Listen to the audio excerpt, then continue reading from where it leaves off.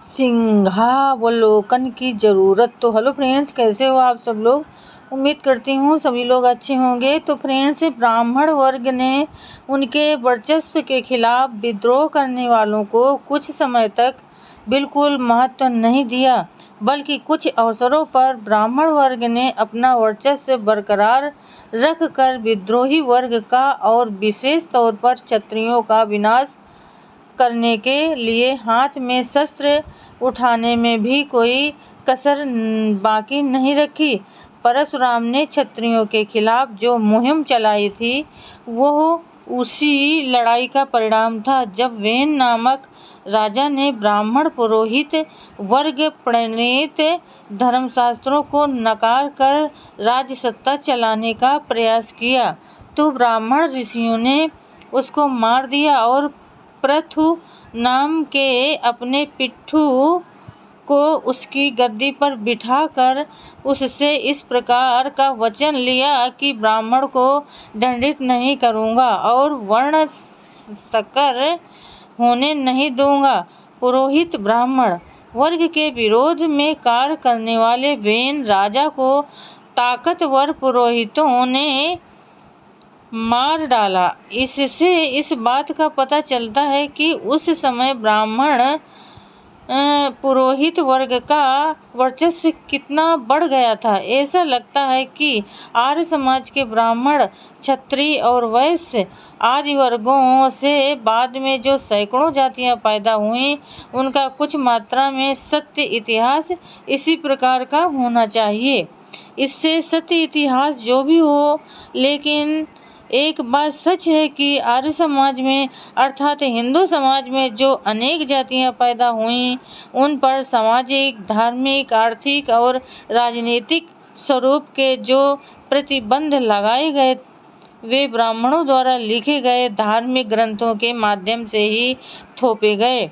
उन प्रतिबंधों का पालन करने के लिए लोगों को मजबूर करने वाले लोग राजा ही थे। इसी के कारण हर जाति को अपने अपने सामाजिक, धार्मिक, आर्थिक और राजनीतिक अधिकारों का जबरन पालन करना धर्म कार्य बन गया। प्रत्येक जाति में ऊंची जाति के प्रति पूज्य भाव और निम्न जाति के प्रति घृणा भाव पैदा होने लगा। इसका परिणाम ये हो गया कि अपनी जाति के आचार के अनुसार अन्य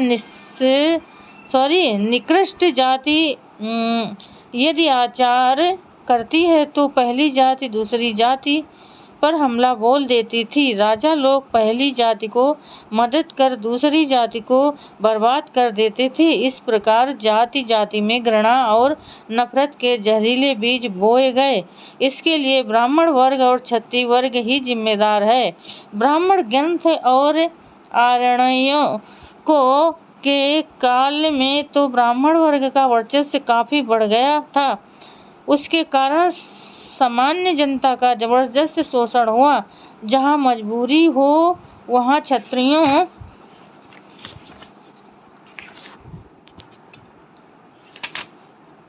के साथ समझौता कर लेना और वैश्य तथा शूद्र जातियों को दबा देने का प्रयत्न वैदिक साहित्य में सभी ओर दिखाई पड़ता है। इस संबंध में प्रोफेसर बैजनाथ काशीनाथ राजवाड़े का विविध ज्ञान विस्तार का नवंबर 1927 ब्राह्मणकालीन जाति भेद लेख पढ़ने योग्य है। प्रोफेसर राजवाड़े का वैदिक साहित्य का अध्ययन काफी गहरा है।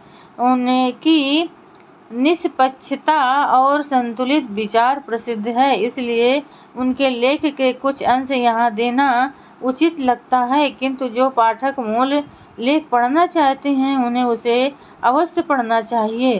प्रोफेसर राजवाड़े कहते हैं कि यज्ञ क्रिया और पौरोहित्य ब्राह्मणों के पास ही रहना चाहिए। इस प्रकार की पूरी कोशिश, जिस राजा के पास पुरोहित नहीं होगा उसका भोजन भगवान नहीं खाते। इसलिए यज्ञ करने की इच्छा करने वाले राजा को किसी न किसी ब्राह्मण को पुरोहित रखना चाहिए।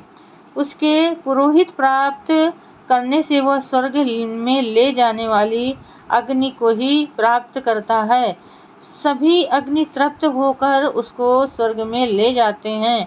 उसका छात्र तेज बल वीर्य और राष्ट्र बढ़ता है। अगर उसके पास पुरोहित न हो तो उसका सब कुछ नष्ट हो जाता है और उसको स्वर्ग से भगा दिया जाता है। पुरोहित की वाणी में, पाँव में, चमड़ी में, हृदय में और एक अन्य जगह, इस प्रकार 5 जगह क्रोधाग्नि होती हैं।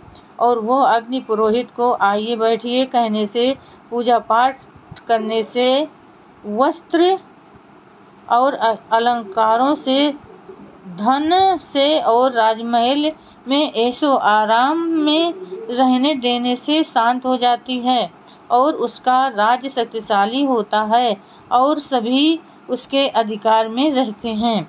क्षत्रियों पर अपना वर्चस्व बनाए रखने के लिए ब्राह्मण ये कहना नहीं भूलते कि हम देव हैं। देव 2 प्रकार के होते हैं, एक वे जिनको हम हमेशा देव कहते हैं, पंडित, विद्वान, और ब्राह्मण मनुष्य देव हैं। आहुति देकर देवों को खुश रखना चाहिए, दक्षिणा देकर मनुष्य देवों को संतुष्ट करे। दोनों को देव संतुष्ट होकर यजमान को सुस्थिति में रखते हैं और उसको स्वर्ग पहुंचाते हैं। अपना वर्चस्व बरकरार रखने के लिए ब्राह्मणों को इस तरह का आडंबर रचना पड़ा और तरह तरह के तरीके खोजने पड़े। वे अपनी औकात को जानते थे। न ब्राह्मण राज्य करने के लिए अयोग्य थे, बगैर क्षत्रियों के क्या कर सकते थे। अपना वीर वाणी में, क्षत्रियों के बाहुओं में बल है, इसलिए उनके साथ एकता में रहना चाहिए। इसलिए वे हर समय क्षत्रियों को गुणगान करते थे। राजन ने प्रत्यक्ष प्रजाति, इसलिए वो एक होकर कई लोगों पर राज करता है। प्रजापति के नाम में 4 अक्षर हैं, राजन नाम में भी 4। इंद्राभिषेक से राजा प्रत्यक्ष इंद्र होता है। अभिषेक के बाद इसको साम्राज्य मिला, स्वराज्य मिला, वैराज्य मिला, ये सब परमेष्टि हो गया, सच्चा क्षत्रिय हो गया, सारे विश्व का अधिपति, पुरंदर, असुरों को मारने वाला ब्राह्मण, प्रतिपालक, धर्मरक्षक पैदा हो गया। इस प्रकार से चीखते चिल्लाते थे। तो फ्रेंड्स, आज के लिए बस इतना ही। कल फिर मिलेंगे अगले नए वीडियो के साथ। तब तक के लिए फ्रेंड्स, जय भीम, नमो बुद्धाय।